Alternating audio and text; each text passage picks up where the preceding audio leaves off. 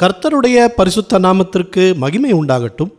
இந்த நாளிலும் கர்த்தர் நமக்கு தரக்கூடிய நல்வார்த்தை எபேசியர் 5வது அதிகாரம் 33வது வசனம். உங்களிலும் அவனவன் தன்னிடத்தில் அன்பு கூறுவது போல தன் மனைவியிடத்திலும் அன்பு கூற கடவன். மனைவியும் புருஷனிடத்தில் பயபக்தியாயிருக்க கடவள். பிரியமானவர்களே, கணவன் தன்னுடைய மனைவியிடத்தில் அன்பு கூற வேண்டும், ஒரே சரீரமாக அவர்களை பாவிக்க வேண்டும் என்று வேதாகமத்தில் வாசிக்கிறோம். அன்பு செலுத்துகிற கணவரை நிச்சயம் மனைவி அன்பாக நடத்துவாள், மரியாதையையும் கொடுப்பாள்.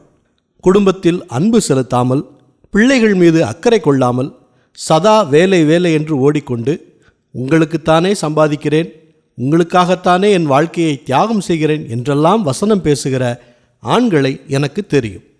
அன்பை கொடுப்பது, அக்கறையாய் இருப்பது பணத்தை பொறுத்தது அல்ல என்பதை இன்றைக்கு புரிந்து கொள்ள வேண்டும்.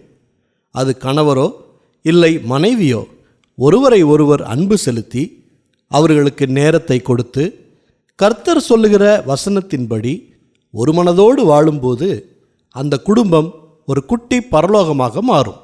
உங்கள் குடும்பத்திலும் இப்படிப்பட்ட ஆசீர்வாதத்தை கொண்டு வருவது உங்கள் கையில்தான் இருக்கிறது.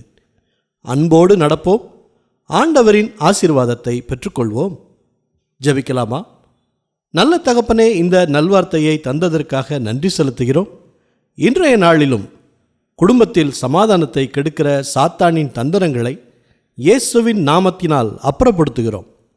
கணவனுக்கும் மனைவிக்கும் இடையே இருக்கும் பிரிவினைகளை எடுத்து போடும்படியாக ஜெபிக்கிறோம். அன்பு செலுத்துகிற சுபாவத்தை எல்லோருக்கும் கொடுங்க. பிள்ளைகள் பெற்றவர்களுக்கு கீழ்ப்படியவும், பெற்றோர்களும் பிள்ளைகளை புரிந்து கொண்டு அன்பு செலுத்தவும் சூழ்நிலைகளை எல்லாம் மாற்றுங்க. குடும்பத்தில் சமாதானம், சந்தோஷம் என்றைக்கும் தங்கியிருக்கட்டும். எல்லா துதி, கன, மகிமை எல்லாவற்றையும் உமக்கே செலுத்துகிறோம். இயேசு கிறிஸ்துவின் நாமத்தில் ஜெபிக்கிறோம் பிதாவே. ஆமேன், ஆமேன். இந்த நல்வார்த்தையை மற்றவர்களுக்கும் பகிருங்கள்.